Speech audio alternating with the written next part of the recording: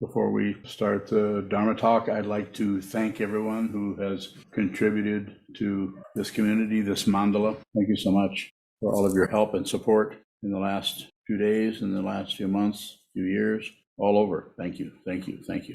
And today's talk title is About Enlightened Society. That's something that has been talked about by my teacher, the Vidyadhara Chogyam Trungpa Rinpoche, in his Shambhala teachings, very much emphasizing that. And of course, Alan Anderson and Milwaukee Shambhala Sangha invited us to join and talk about that. When was it, last Friday? That went pretty well, I think. Went okay. So I thought maybe we could continue that. I was going to say a few words about that, and then please, questions would be good. So first of all, a society, a community is a group of people, an organization, a culture, a tribe. It can be seen in so many different ways. There are other words that might describe that very well. Enlightened, there's another word. Enlightened would be kind, loving, beneficial, supportive. And my three words that I came up with a while back for our community is CCC. CCC, the first one is very important. Communicate. And the next one is cooperate. If you're communicating, you probably can cooperate. And if you can cooperate, then when things go this way or that way, or there seems to be a project happening where someone needs your support, your help, your encouragement, just your eyes on the situation, collaborate on that situation. You'll find that is very mutual dynamic.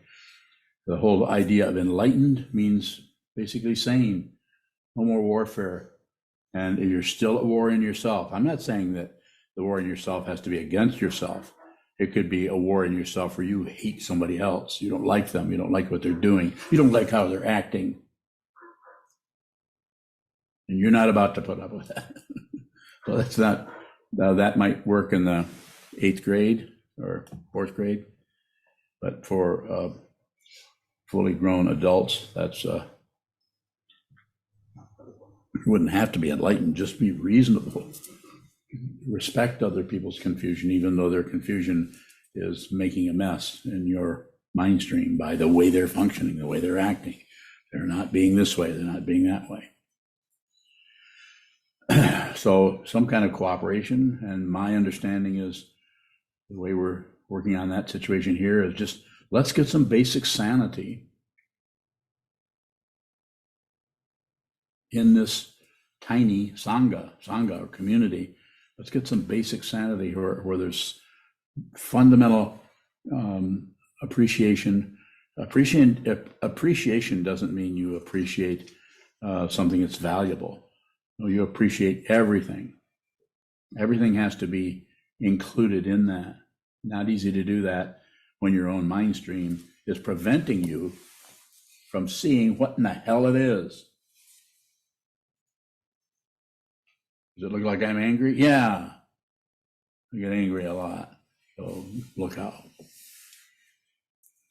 I'm not worried about my feelings. And if you're worried about your feelings, if you're trying to control who you are, who you think you are, circles, circles, circles. Even if you're totally correct about that and you have proof right over here, that person said that, did that, and or I was treated this way when I was 15, so therefore.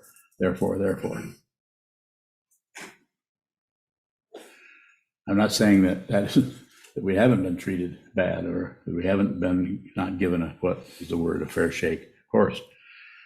But the way to work with that is to look at it, observe that, see how find out what the logistics, the mechanics of that confusion, how that actually works. This is what the Buddha Dharma and its provisional teachings has been doing for centuries. The Four Noble Truths, the Eightfold Path, the 12 Links, the 5 skandhas, and the 3 marks of existence, the 4 marks of existence, the 6 realms, the 3 realms, on and on, trying to give us some kind of a structure where we can look and see that it is the passion, grasping, aggression, pushing, and ignorance or ignoring that is propelling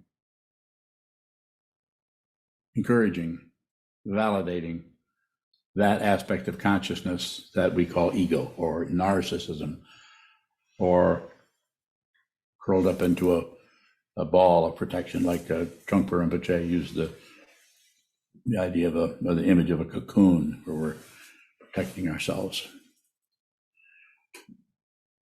So we can't just think our way into enlightened society and have a community or a Sangha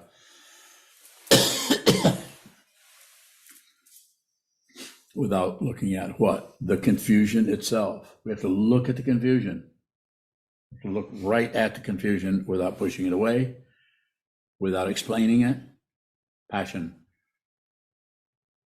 Without ignoring certain aspects of it, distracting ourselves away from the difficult areas into something else that's easier to work with, projecting onto it and try to fix or heal or smooth over our projection of it. You have to see what it is fundamentally, because if you're just working with a projection, then it's just a structure. You're just going around and around. It's circular. It's called samsara. It's getting better. It's getting worse. Well, for a while it was getting better, but now it's getting worse. The actual worst part,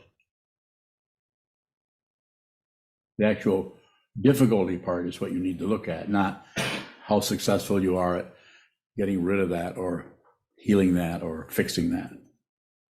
It's a spiritual path. It has mundane aspects to it that are very important, but it is a spiritual path of transcendence, of seeing your true nature deeply, not just your personality. It's beyond personality. Doesn't mean the personhood will go away, like your ego will disappear. It may get stronger as you see how unreal it is. But it is possible for consciousness to operate, to function with the vocal cords, with the thinking process,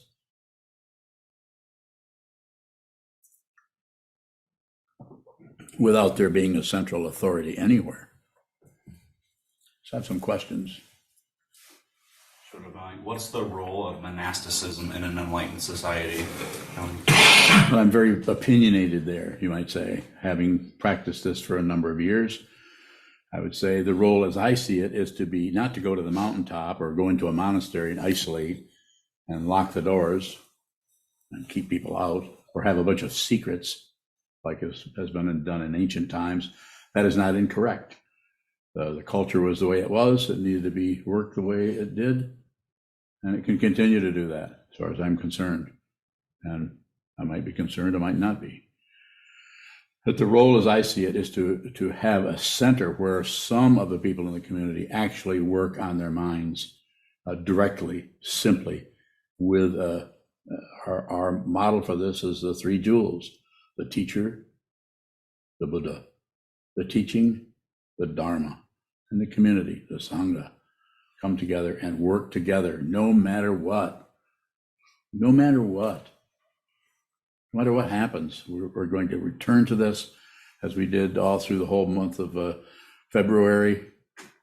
We return to the wall. We return to what is happening in the mind stream. What's happening there? Not why it's happening or nothing, but just what is that? What is that? So the role is to have a center that is where there's maybe not total sanity, but at least the intention there is to see the truth, not just to control people, not a cult. It might look that way to people who are not involved in it. But a cult is where somebody's controlling everything. Zambang, is there a basic understanding that an individual needs to have in order to participate or to function in an enlightened society? I think it would be different with various people. I don't know. It's pretty overwhelming looking at it. I think the main thing for all of us to focus on, along with the idea of an enlightened society, is to first find out who this is, because if there's covered up or misunderstood functioning in the consciousness, then that's going to create chaos. If we need to be responsible for how we feel, but that doesn't mean there's a personhood that is there that is responsible. Consciousness itself is responsible, has the ability to respond to everything more. She is unbowing. Is there a way to work with interactions or the society part to understand the apparent personhood better? Bowing. My way of talking about it, and this will be different and different levels and different people with different dynamics that are going on with them. But as much as you can, receive, listen to others, listen to what they're saying without moving away from what they're saying into what you think they're saying. Have a willingness to not know, to listen to someone, what's happening with them, how they're feeling, what's going on, rather than come in with advice or some way to work with that. I mean, if they ask you for some help, maybe you will have some things to say to them. But listening and receiving what is happening from others is very, very important. Go ahead. She's unbowing. What is it to receive somebody in the midst of our own projections? Bowing. Well, if you're doing it, it won't necessarily feel like success. If you're looking for success, if you're looking for a validation, those kinds of things may show up, they may not.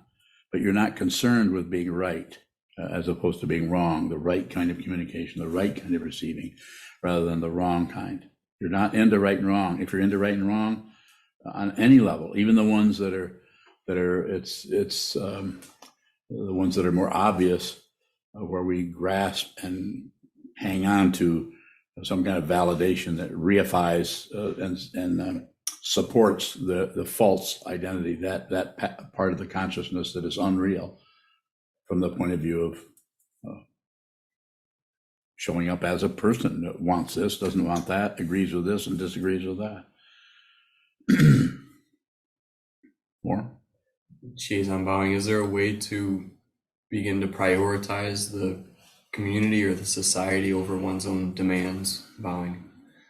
I think it's just a matter of the process of continuing to return. That's why we talk about it that way. Return to the practice. We return to the teacher. We return in our mind stream to what is being taught, what we've been studying.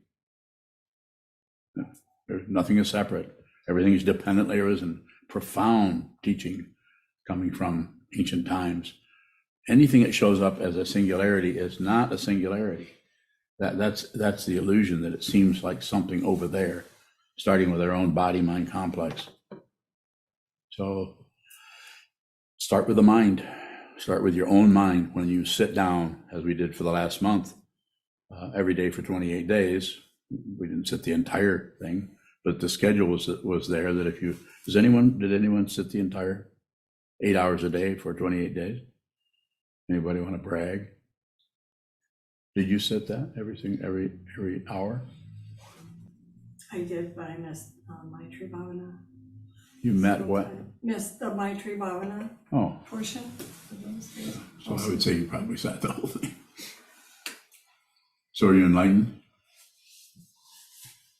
No? Not sure. Everyone here is smiling, so they have an idea whether you are or not. So enlightenment is not a conclusion. It's not a state of mind. If there is enlightenment, it is mind. It's not separate from anything, even though there's a body-mind complex that is still functioning as a so-called individual. Am I making a claim? No, that's the opposite, you could say, to claim anything. So, more? Jojo bowing. You said before not to take our confused mind out into the world. I did. Is that what you're about to do? I don't know. How do I see that, or without just never saying much? Well, don't say much, but see what happens in the mind stream. Just witness your own mind stream going this way, going that way, and just don't get on the wagon. watch the wagons go this way and that way, but don't join anything, don't refuse anything, and don't ignore. Those are the three poisons. That's the practice as I see it. Beyond. Bowing, you said with no central authority. I'm Yeah. wondering, how do we be our own authority in that enlightened society and cooperate with the authority that's in every individual? How do you share authority? So fundamentally, there is no authority. That's a misunderstanding, though sometimes people are, situationally, are in positions where they're the go-to person for that situation. Just like in a book study, there's a facilitator, and he or she or they are there, and they know what their function is, and they proceed in that way. They facilitate so that people can study that particular material, but they don't necessarily teach as the authority. Whereas the teaching person, if you become a teacher, as you heard me say many times, don't teach unless you have to, unless I tell you to. If you're a student of mine, then I can say, you need to take this topic and sit up here and tell people about it. Sometimes people refuse to do certain things. Does it make them bad? Not really. Just wrong. No, I'm just saying it. I'm not picking on you particularly, but I'll save that for later.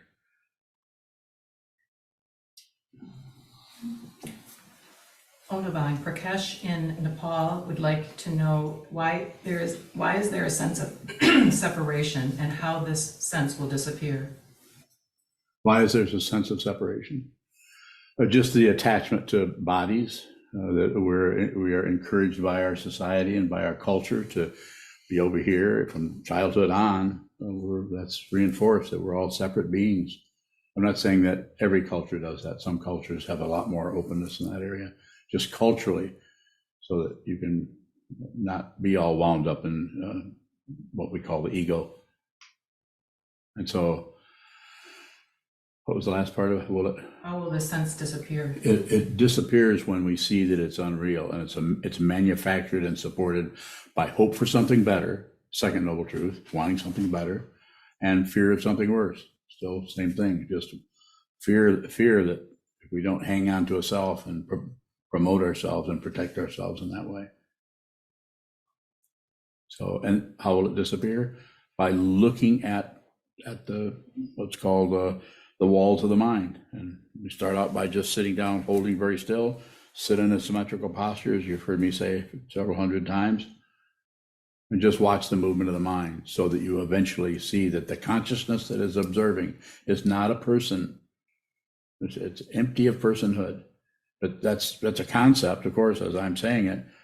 But if you see what it is, even that, you realize that empty of personhood concept or idea or teaching, it's just an arrow. It's pointing at it, but it's not what you're pointing at. It's not that.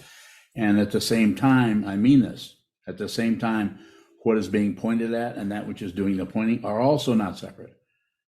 So it becomes a labyrinth of a matrix or a warp and woof of relative truth coming together that makes it look like it's very convincing that this is true and this is false. And we go to war over it. We kill each other. As I've said before, the reason we don't get contacted by aliens is they're quite disturbed by why we would kill our own kind. That's an odd thing for a living being to do, is kill one another. Shoto bowing. How does an enlightened society include those who aren't practicing mind training? Bowing. Gently. In the world the way it is here, there's so much conflict, and there's so much, it's not all just table pounding conflict where somebody's right and somebody else is wrong. It's very soft, very sweet people, kind, loving people who love their families, love their children, will vote for crazy, insane people because of the charisma involved, and because that helps them. They feel protected by that, to side with that particular dynamic, even though a little bit of closer looking or investigation might show that they're about to be swamped by whatever dictator. That's what dictators do. If you look at one of the famous ones is Hitler. Look at the way he mobilized by creating an enemy. But the Jews, don't need to go into that. And I'm not a historian, so I can't tell you exactly how it developed, but it looks like people join that type of thing out of fear. More, please. SokukoJi, actually, just for context, for questions I might ask about it, do most of your students work full-time, part-time, or what would you say? I mean, I'm not asking for statistics, I'm just curious. It varies. I really don't know unless they bring it to me, and then I might not remember unless I ask again. So some people are retired. Some people have part-time jobs or 20 hours a week. I would call it part-time. Some people like you work full-time. Don't you put in a good 40-hour week? Yeah. And then you endeavor to practice as much as you can. So I've actually done that all through the 70s and 80s. And well, I don't know how many years, a little over 30 years.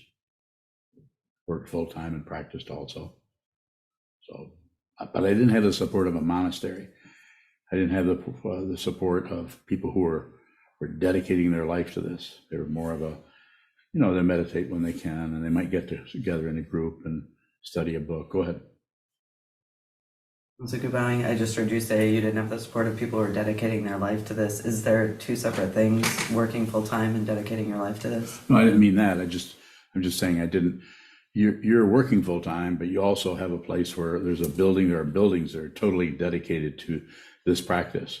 And I think you're sewing a robe to become a monk. Isn't that correct? No. How's that going? I haven't found a lot of time for it. Yeah. Well, why would you even do such a thing? I mean, just first thought, best thought. But why do you want to be a monk? Why? There's nothing else to do. Okay.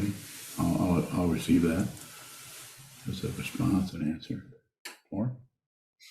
SokukoJi, what is the role of work for an enlightened society? Well, we're going to have to do something. In other cultures, because the spiritual path was different, where the community would support a monastic community. In ancient India, Tibet was actually run by the Dalai Lama. The different incarnations was the political head was there. So in our situation, how does it look to you so far? SokukoJi, one thing I was looking at is it's obviously it seems like a smaller percentage of people who are supporting the monastic life, but I was wondering what that difference is.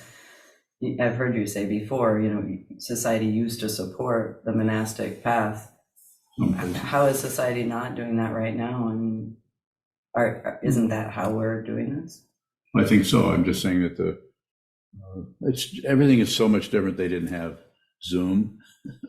But today I thank people for helping us and ask people for more help to keep us going so we can continue to do this and create a mandala or a center where people can come out of the high school, as I've sometimes talked about, 3 blocks away, where I went to school 60 years ago. People can walk out of there and have some kind of an opportunity to come into a society, all small though it may be, where the primary situation here is to help people and to train our minds to be clear and be kind and be respectful to people, communicate with people, rather than join some kind of an organization where someone's trying to control you. So we get various kinds of help from it seems like we get enough help to keep going.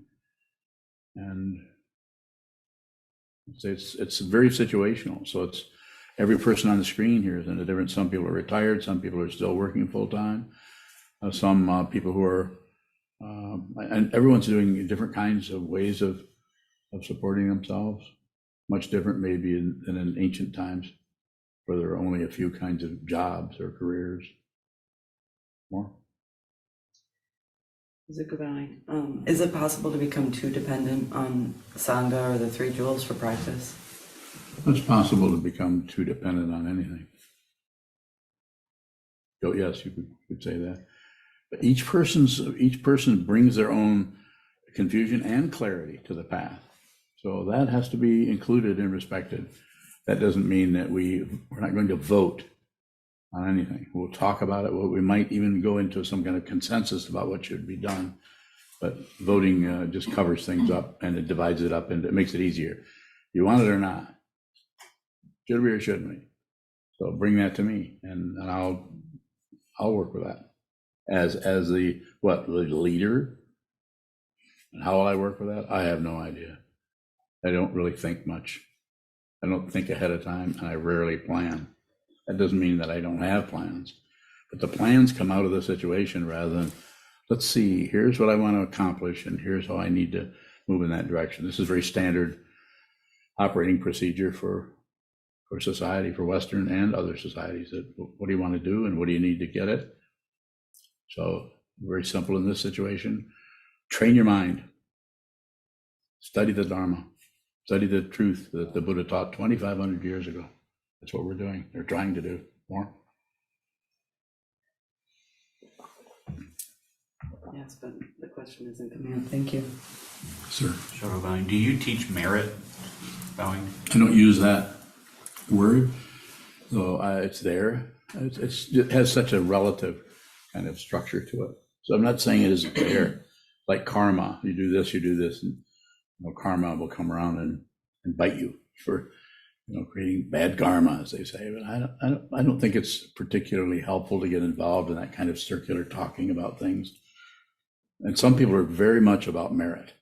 Some people, who was it? Was it Rockefeller that was giving out dimes? He could see that if you gave away, you would probably get things back. Anyone know that story? This is 100 years ago or whenever it was. But would actually give away money, but not very much. Just a seed money to give away dimes to people. What does that mean? I have no idea. I don't know what he was thinking. So trying to do things so you'll have a better lifetime, that's the area that we get into merit somewhat. And there are other ways of talking about it. There are lots of classical ways of talking about it that you can read about. It's highly promoted to work with the mind in that way.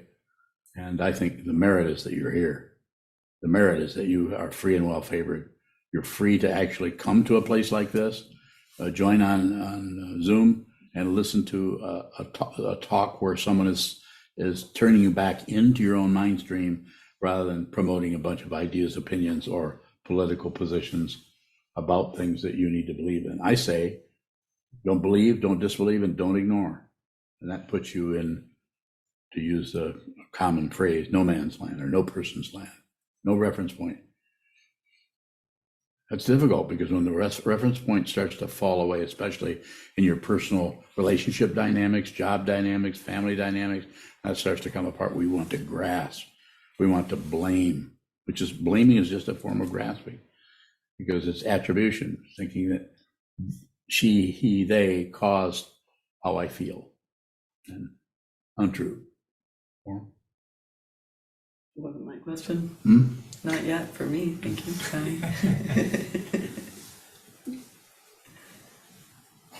Unless you're looking at somebody else.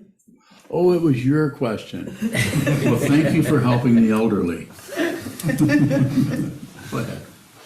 You guys are so close, I can't take it apart. Go ahead. I have nothing more. Thank you. Okay, further questions? Go ahead. Ondo bowing, I would like to ask Chiazan's question again. How do we receive with all of the projections? Thank you. So apparently I didn't answer that clearly. So I'll try again. And I get sidetracked into different dynamics. So I appreciate you bringing that back. And I'm about to tell you, what was the question again? You did answer, Chiazan. I just wanted to hear the answer again. I'll tell you, it'll be a different answer, probably. But I would say, watch. How do you hear the teaching? Tell me. How do I hear the teaching? Just tell me what you just asked me. How do do I receive receive? through all the projections? Okay, you see the way you keep turning it down. The awareness is not about accomplishing. If you try to accomplish something, the ego is so desperate for credentials, it will come up with ways in which you're doing it correctly, that you are receiving. If you think you're receiving, probably not. That's a conclusion. Any conclusion, including the one that I'm receiving, shuts down the wisdom mind. The wisdom does not need a credential. If you need a credential, then you have work to do. When I say you have work to do, I mean you need to see the way you're refusing it, and the way you refuse it in samsara is to go in circles. I'm getting it, now I'm not getting it, now I'm getting it, now I'm losing it. I lost it again. If I could just hang on to that one feeling I had of that one kensho, that one insight into my true nature, if I could just return to that. The very nature of circles is grasping, rejecting, shutting down the three poisons. So wisdom is, there's no credential. You are completely blown out of it. You're lost. You're at sea from the point of view of relative truth, but from the point of view of wisdom, you're not separate from anything anywhere. And the non-occurrence has finally occurred, which is you are this. You are this. And it won't feel particularly fancy or romantic or, oh, I'm at one with reality. I'm not saying there aren't some teachings that work with it that way, but I'm saying it's raw, it's difficult, and you can do this. And I'm here to encourage you to train your mind to see the truth. And the way you see the truth is to look at the lies. You don't see the truth by believing in, that's more of a theistic approach where something is higher than you. There isn't anything higher than you. The whole idea of height is a misunderstanding. More.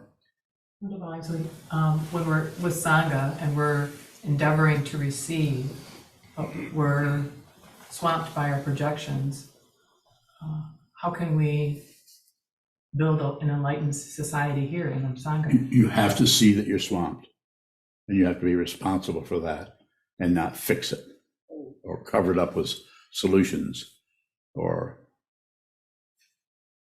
protocols for how to deal with that. It's not that there aren't some things that we do that help us with that. One of the things is to say, thank you very much, I have no complaints whatsoever, and bow.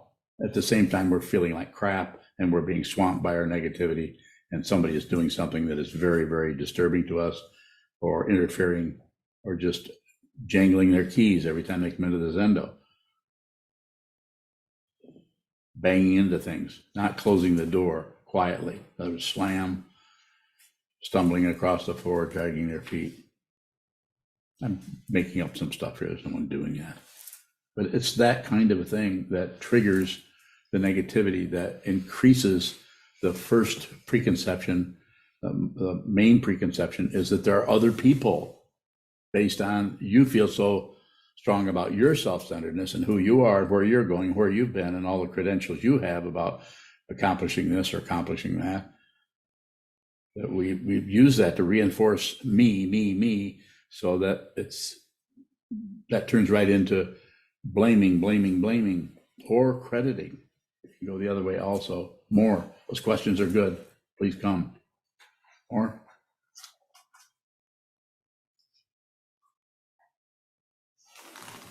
We have to look at the negativity. Don't cover it up, or don't fix it, or don't abandon the negativity for who caused it. Look at the rough, scrubby, smelly texture of the negativity itself. Let it stink. Let it be difficult. This is the first and second noble truth. Life is suffering. And why? Because we don't want it. More? It seems like that's a group of us are all doing that. How is that? Well, you had formed a little organization where you're all doing that? I think that pretty much describes Sangha. Yes, like Koban Chinaroshi once described Sangha. I didn't hear him, but I heard someone asked him about how he would describe Sangha. He says it's a garbage pit.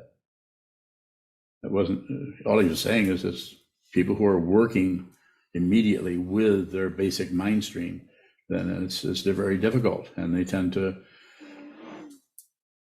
harm themselves, harm others. Not always. Sometimes that clarity is so powerful that they don't have outflows onto others.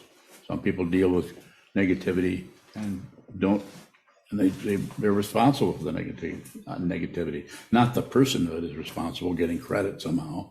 I'm the one who works with negativity. Why doesn't he do that? It's not that story about it. It's that you actually finally, after all these years, you're finally able to be genuine and be the negativity that rises in your mind stream. Not as a person, but just as consciousness only, perception only, consciousness only, not this and that, but just the perception, not the personhood.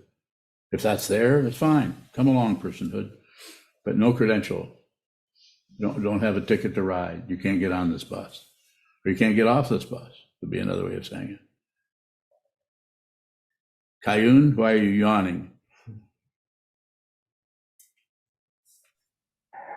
Kayun bowing. I'm not yawning. I was just formulating my question and then breathed through my cheeks. Oh, I like that. Voluminously. It looked like a chickmunk.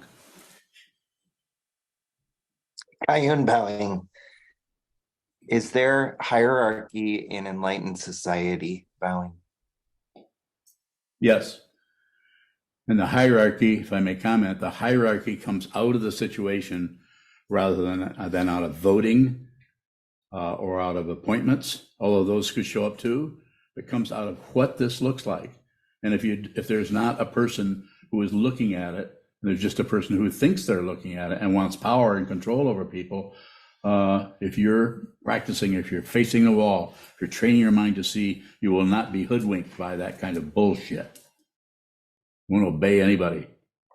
There's different ways of teaching this. There's in the Tibetan tradition, there's the mantra, whatever the teacher says, that I will do. That may have been necessary in medieval Tibet. I don't think it's necessary now. And that doesn't mean I'm correcting my teacher or anyone. I'm not correcting anyone. I'm just saying that it doesn't look like that. So I'm teaching out of how this looks. I think that if you need an authority, it will show up situationally, and it will tell you, go this way, don't go that way, and you'll listen. And then that will fade out. That person will not hang on to power. I'm very, very interested in training people for whatever time I have left as an incarnated human being to help people see what I'm looking at. And not just me, but what my teachers down through the centuries were looking at. We don't get together and vote on this. If you see it, you know. If you have doubts, you have work to do. If you have any doubt at all, any doubt at all about this, the kind of confidence that arises has its own power. There's no personhood there. There's no individual. Sure, I'm wearing things so you can see that I'm the teacher here. I'm the abbot. We use these terms expediently. We just need that term, so we use it. But we don't enthrone somebody. We don't. I mean, I'm not saying that His Holiness the 17th Karmapa shouldn't sit on a high throne. He should. That's the cultural situation that arose. That's how they taught in medieval Tibet, and they're still doing it. And I don't think it's such a bad idea. We just aren't doing it here right now. We might next week. I don't know what's going to happen next. I don't know. Is there a next? Find out. Find out. You can do this. You can see this. If you see this, you won't see another person sitting up here. You'll see yourself everywhere, under every rock, at the top of every tree. I'm not endeavoring to be poetic. I'm just saying it's everywhere. Chisho. Chisho, you mentioned kind and kindness several times talking about the Enlightened Society. Kindness seems to be setting up a polarity of not kind. What has kindness got to do at all with enlightenment? Bowing. So in order to be kind, you have to see unkind. You have to see the meanness and the pushing and the warfare. You have to see that in order for there for be, because kindness is already the case. We just use it relatively because we need to, because things are set up so relative. So, but you have a point. It's just that we have to work with it as it is, and it looks like a polarity. It looks like there's meanness or cruelty, and then over here there's kindness or benevolence. So those things show up. That way we try to work with it as it shows up. And of course, yes, you are correct. It's polarized. And if you see what this is, you'll see that the meanness, this is difficult to do intellectually, and the kindness, to use those two, good and bad, are not separate from each other. They are separated, sometimes intensely separated. But if you go to war, you go to peace. If you pick and choose anything, then it creates further circularity and possibly even chaos. Did I get close to what you were looking for there, or would you like to ask in a different way? Tishawang, no, thank you. I think I understand it. So just to clarify, if we need to be unkind, then if the situation demands, we would be unkind, I guess, even if we are an enlightened society. Bhavin? I think there's something to be said for what you said. It's just that the unkindness could show the fear or the disturbance or the anger may show up in a mind stream that is working with that directly and fundamentally. And so there may be that emotion and those feelings may show up in that mind stream, but the outflow from that would be kindness. Because you would see what it is. You would see what it is. You're not separating yourself from any beating heart anywhere, or any tree, any rock. You're not separating yourself anymore. Also, you're not particularly smashed into everything, so you're kind of blended with everything, like some kind of a super blender. No, your uniqueness is still fundamentally perfect as it is, just like this kotsu. It's separate, it's separated, but it's fundamentally not separate from anything, anywhere. Just looks that way. That's called illusion if you see it, and delusion if you believe it. Don't believe, don't disbelieve, don't ignore. Further, Chisho? Tishawang, are you suggesting that the recipient of our outflow should feel that it is kind? Bhavin? The recipient of an outflow? Yeah. Of the outflow from an enlightened society, should they feel kind? I don't think it's so. Bhavin? Okay, please go ahead. I didn't catch the tail end of that. Tishawang, no, I was just asking if you said even though we might be disturbed or whatever we produce should be kind, or kindness should be the way we produce. I'm asking if that kindness, if the recipient of the outflow should feel that we are being kind. Bhavin? Not necessarily. That would be their business. The other person that you seem to be indicating. Ideally, yes, everything you see, another way of saying it should be a teaching. If you're a student always, then everything is teaching you all the time. It is saying to you, not separate, not separate. You're not separate from any of the outflows. All of that separation has come apart. It no longer has any substantial validation or proof that there was such a thing as separation. But this happens in the consciousness. Like we've been studying together for quite a while here, the teachings of Vasubandhu through the 30 verses. This is what this is pointing to. There are not two things anywhere. And we approach that with Vasubandhu. We approach that through very powerful concepts.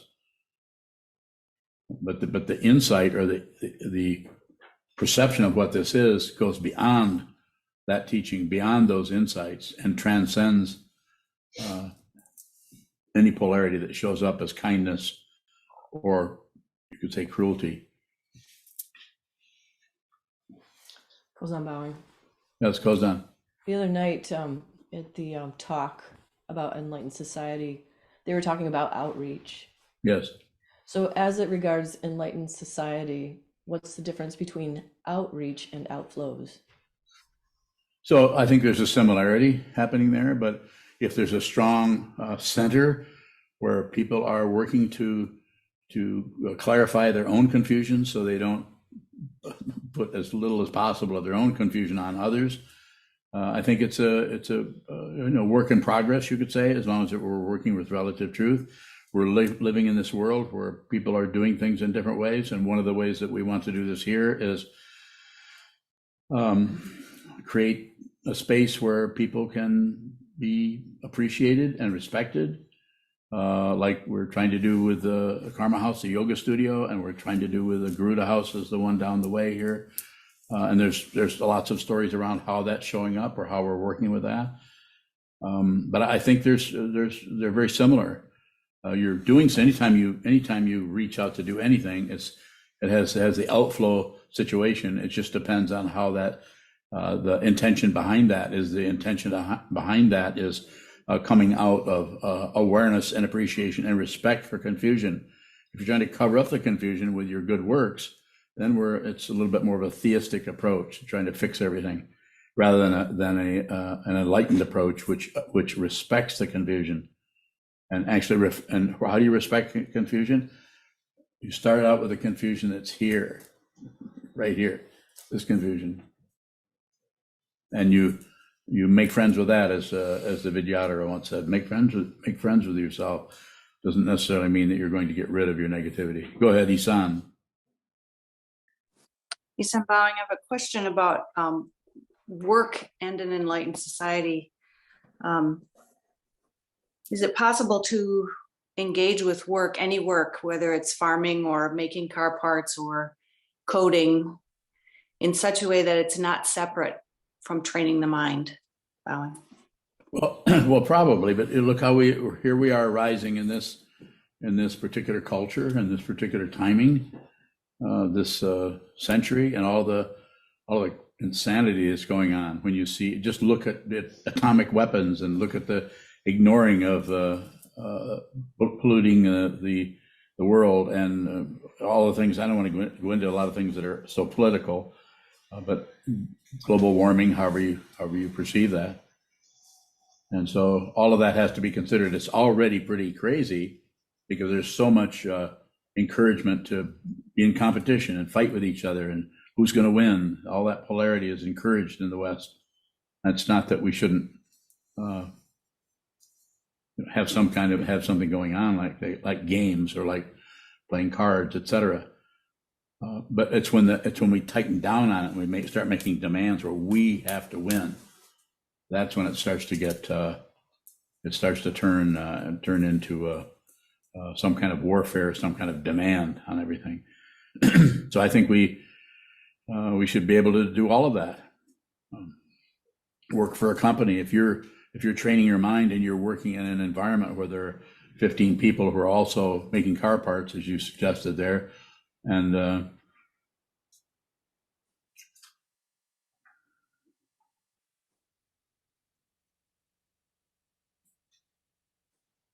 you just work with each person as they are. You're at the coffee machine, and you're in the midst. You've just left the assembly line or whatever it is, and you're talking with that person. You receive that person. You listen to what they're saying, and you don't do anything with it. If they come back and say, "What do you think? What do you think about what I said?" Then you could respond. You've been given permission. You could say. Then you actually could say, "Well, I'm hearing what you're saying there, but I don't agree with that. That doesn't make sense to me." Then you can actually do that, and then they might say, "Well, what about it?" There'd be some kind of give and take or communication with them, but it would start out with a lot of receiving, and then you would see if they're. It's just like I'm functioning as a Dharma teacher, but I don't try to say open wide and shove the teachings down somebody's throat, unless they're a monk. And then they might get a little bit more. I might be a little bit more pushy with them, as you all know, those of you who've been around here for a while. Is that helpful? Sambhavan, yes, because what I'm hearing is that clarity and sanity can be can be brought into any situation, into Yes. work. Oh, completely. That's what we're doing. There's no guarantee. We're just doing that's why I often emphasize the idea of intention. Just intend to do it, because as you intend, if you try to plan too much, then you're getting too structural and it's too much of a mundane path. We don't want to avoid the mundane path, but we want to, as much as we can, as meditators, as monks, or as people who are just dedicating their life to this way of working with their mind, and then you're going to bring it into the workplace. You can't help it. Just like if I were to ask Jen, who has been meditating for a while and works in a coffee shop, and we've talked a little bit where Jen, can you say something about that? Because that's something we've discussed, where your way of relating to your customers and so on has changed through your sitting practice. Can you say, give me a sentence or two out of that? Jen Bowing. I think, the last time you and I spoke privately, you gave me a tip, I think, to, if a difficult person comes or difficult situation, maybe receive my own feelings first and then push my comfort zone a little bit with them, try to receive them a little bit. So that's been really helpful. I'm just trying to do that now. Thank you for that. That was, you remembered what happened more than I did. So that's good. And that is the way we just do it a little bit at a time. We've been receiving our own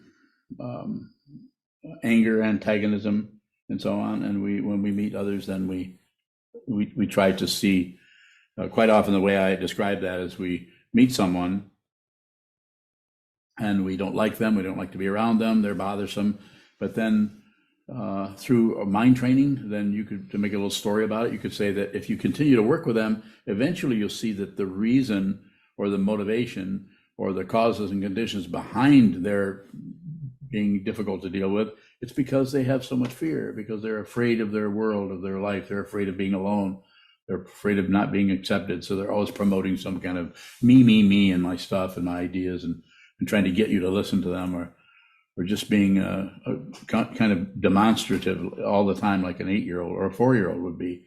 They're always pushing their agenda about, and they should.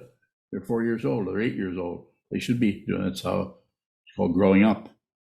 But when an adult does that, it might be a little bit more difficult. We might have to hang with them a little bit and receive and see that they're suffering.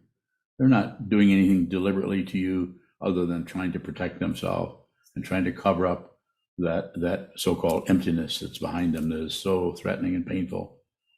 Have to meet people in their difficulty, and you won't be able to meet others in their difficulty if you haven't met yourself in your own difficulty. You still have warfare inside that you blame on others. Any feeling you have that you blame on anybody else, even if they actually have triggered that, or you could say created that, get back to the wall. Train your mind. See clearly. Don't let other people give you your identity by your reaction to them. Find out who you are, so you are completely confident, and not based on anything other than awareness, consciousness only. You can do that. If you're listening to me, you're probably ready to at least hear it. I don't have any proof for anything. There's no evidence. There's no trail of evidence other than practice, and it all just goes away. It comes away. When time and space collapse and you don't have a past or a future anymore, I mean that. Then what's the problem?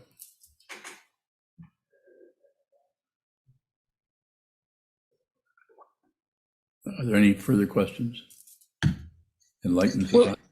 Wulong Bowing. Go ahead. You spoke earlier of the example of Hitler and creating an enemy, and he was able to mobilize.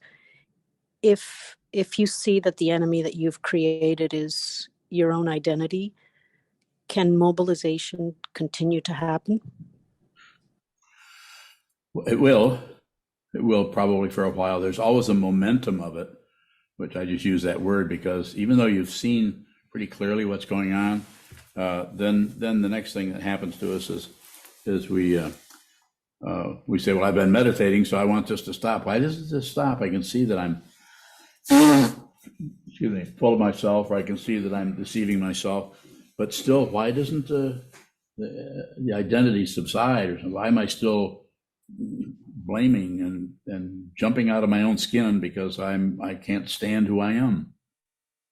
Or else I can cover it up, but then it comes flashing back. I think it just takes time.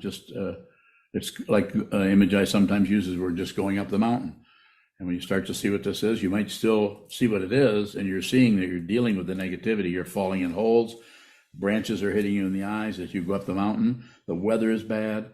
The animals around, which are your thought patterns, are all bugging you and making life difficult for you. Go anyway. Keep going. Realize your true nature. Realize who you are. So you have no doubt. You have no doubt about it. Let me go with Naveed first, and then Jishin. Naveed. Is being awakened to the illusion of this world has anything to do with remembering anything? With remembering? Yes. Yes. Remembering anything? Yes, it does. Navid bowing. And so, like when we're in a dream and we find out that we're dreaming, we get awakened to the fact that we're sleeping on the bed.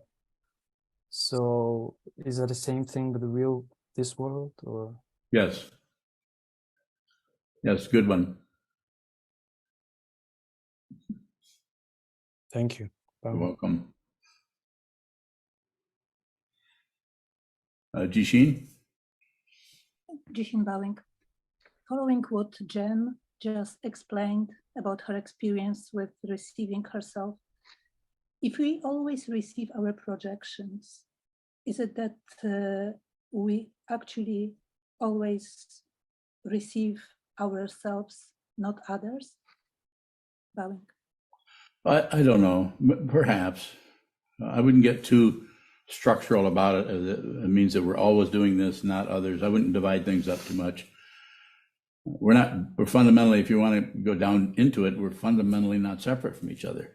The separations are pretty strong. I'm over here, you're over there. And there's all the separations that are happening in the relative world.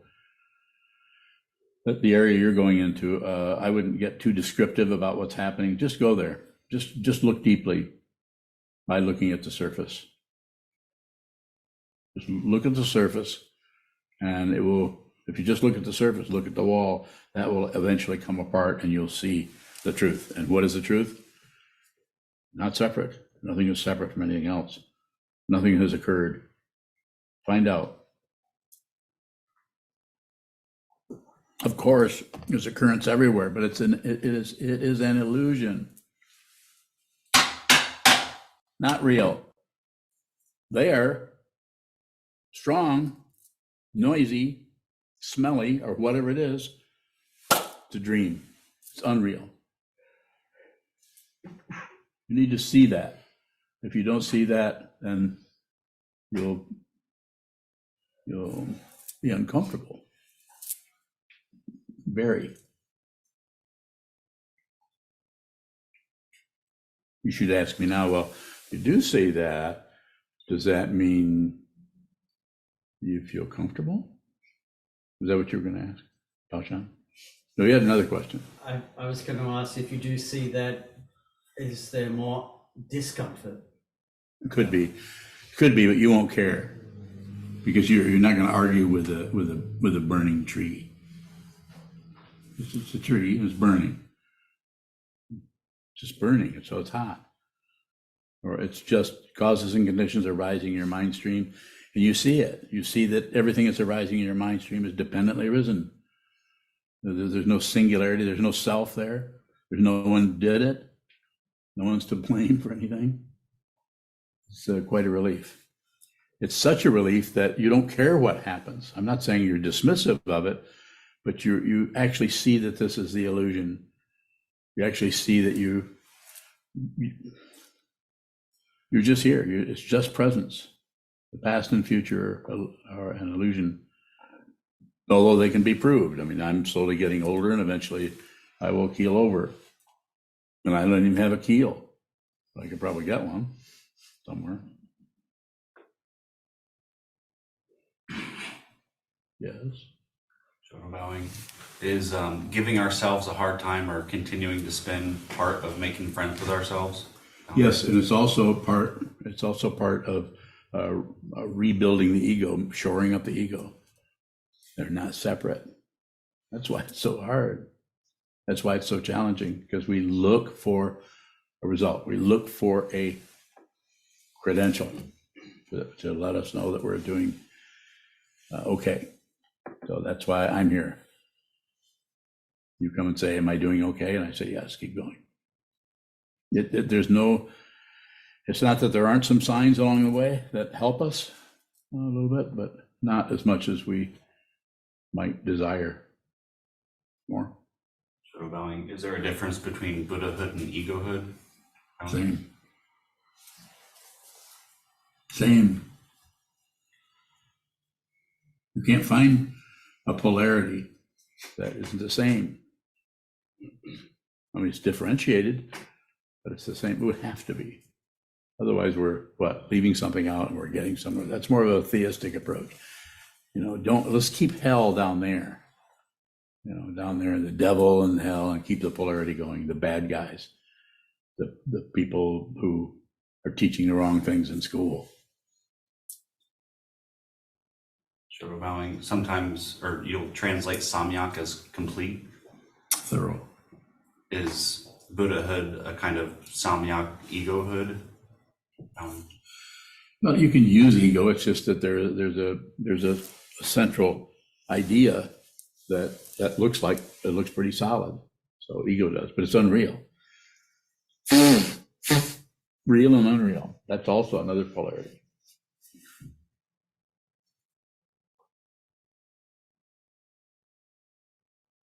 More? Thank you. That was getting really difficult. Is there a further question in here, first of all? Anyone in here? Eric, do you have anything? Eric Bowing. How is failure related to an enlightened society?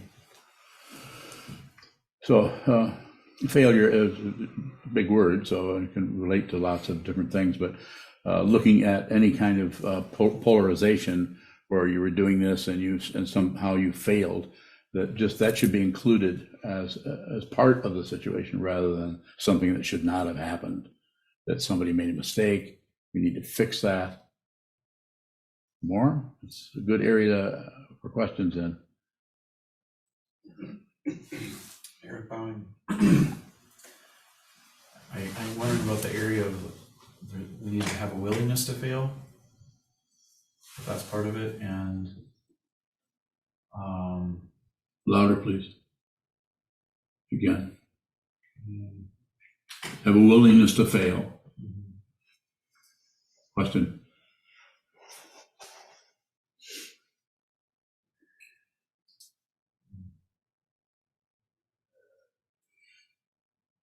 I'm not sure how. I guess how do we relate to failure? Just fail. Just fail. So the teaching of the Trungpa Rinpoche that I've quoted a few times, and I don't even know if I have this correct, but I can relate to it. Path to awakening is one failure after another until the final, or one disappointment after another, which is failure, until the final one, which is enlightenment or awakening itself, because you do not get anywhere. It makes it difficult to recognize it if we're still looking for a credential. And Buddha Dharma, or awakened truth, as it was taught by my teacher, is without credentials. There's no proof of anything. Go ahead. Eric Bowing. I'm wondering about the credential of failure as well. No proof. The ego will get that because it will settle for anything, even failure. If ego gets to be around, at least I'm the one who failed, I can't get it. one of the things we'll hear ourselves saying to ourselves, if we're picking on ourselves a little bit, is, there I go again. You can't help but have those self-centered thoughts, or there I go again. I just can't seem to get rid of blah, blah, blah. And the whole idea of getting rid of something is it doesn't work, because the very dynamic of the world that we're in is polarized. And if we join one side against another at all, then you're at war. It might be a tiny skirmish, but you're at war. So don't join, don't reject, don't ignore. So including failure. You might say that, you know, a success and failure are the same thing. You could say it that way. Like, Eric, bowing, does that relate to the Heart Sutra mantra, the falling apart, falling Yes. apart? Is that the same thing? You're saying? Is that what you're asking? Or how does it relate to that? The falling apart. So falling apart is disappointing. It's failure. What I had as my structure of me and my life and who I am and where I'm going and my credentials, how valuable I am, or, oh, I'm not doing so good over here, but I'm doing pretty good here. So I guess I'm somewhat humble about who I am and where I'm going. But the falling apart is you're coming apart. You're not going to know. It's falling apart so much that you really don't know who you are, where you're going, what this is about. And you're, from the point of view of ego, you're a failure, because you can't maintain a peaceful mind. I'm failing at doing that. I'm constantly having difficulty. But like I say, or like I have said, and I think I said a few moments ago, if you realize what this is, you won't care how you feel. Didn't I say that? I mean, when I say don't care, I'm not saying I don't care, so I'm, screw it. I'm not going to care how I feel. I'm just going to charge ahead. I'm not saying that. You actually will feel that, but you will not have a position on it, because your understanding of dependent origination is with your heart. It's not with your thinking process. We start out by doing dependent origination, of course, with our thinking process. You have to think about that singularity. There can't really be a singularity, even intellectually, conceptually, because something can't exist just by itself. It has to be with everything else. You can't have a human being without a mom and a dad and grandparents. You just try to say, well, of course, that's our family, but look at it closely. Those are the illusion that there's singularity happening there is overwhelming. The illusion that there's a singular person up here is teaching. There is no one here. There's somebody, but it's not. If there's somebody here, then not real. And I'm not going to go the other direction and say, I don't care what happens and the whole place can come apart, or I'm not going to help or be supportive. No, I'm going to do my very best to create, as I understand it, with everybody's help. Everybody here, everybody out there who is interested in your help as a community, as a Sangha, let's work together to create an enlightened society. Even if it's a tiny one, even if it's a little dot in the, you could say in lower Michigan, but you could also say people are all over the map here in Canada and in Florida and in Iran with Naveed, who is a long ways away. So work together to do this. Question? It doesn't have to show up as a result so much as it needs to show up as your intention, your vow. If you received formally, or you just do this because it seems correct. The vow to be with all things. The 16 precepts are what we use. You might use something else. You might return to the Buddha, the Dharma, and the Sangha for refuge. Or maybe not at all. I don't know. But if you're continuing to return to training the mind, sitting meditation, even if it isn't exactly how I teach, you're doing something. We'll do this together, and it might take quite a bit of time. And when I go, when I die, pass away, just keep going. We'll do this together. We'll work on it together. Community, Sangha. Sangha is so important.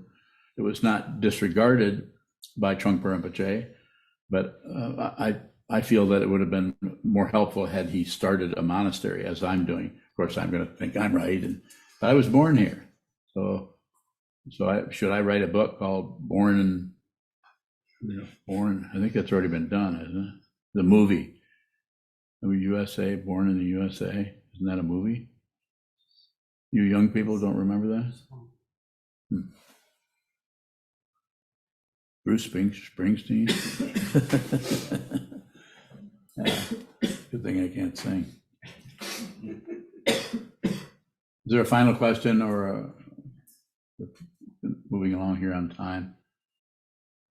Final question. Goes on. Do you have any other questions? I like your questions. You said you can't sing. I've heard you sing. You can sing. There, I lied again. Yeah, I'm a great singer. Will you sing? If it weren't for this thing, I'd be cutting records and stuff. I'd be singing with Takudo. He could teach me how to sing. Of course, his brother Aaron, he tried to teach me how to sing and how to play the guitar, and it didn't work out too well. So maybe I should just don't give up my day job, as they say.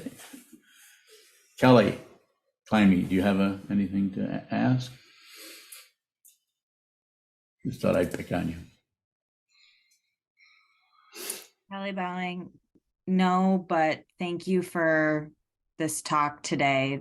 I've been trying to formulate a question around our talks about Enlightened Society, and just thank you for talking about this with us. Bowling. Welcome. Thank you for joining. Thanks to everyone here who has, we have 44 windows open, so that's 3 of them I think are ours right in here in the Zendo, but there's a lot of people from different places. You can zip over here and see who's not got their picture on. So there's, people are disappearing right and left. So there's Kenzan, Warren, Seito, Senshu, and Kanbai-ho. There's a team. Sokuzan and Shoka, Nishikai, Nicole, and Maya. That family seems to be increasing in height. Elizabeth, Edmund, Brian, Dina, Chisho has disappeared. Naisho, I can't name everybody here because it would just, and then I always forget if I've called you or not. That would be difficult. Final question for me. Kaiyun Bowing. Go ahead. I'm curious about the way that Trungpa Rinpoche kind of overlaid British aristocracy over, and how that contrasts with Enlightened Society. Bowing. Yeah. So his ideas, I think he was trying to align himself with the West in some way, and he happened to like the British aristocracy and the whole royal family thing. He was trying to do that with the Mukpo clan, his own family situation. And I just feel like he probably felt, I don't know, I didn't talk to him about it, probably felt that was a better structure than the one we have in the West. We should go back to having kings and queens, which I think even the Sakyong was having his students call him Your Majesty. Wasn't that true?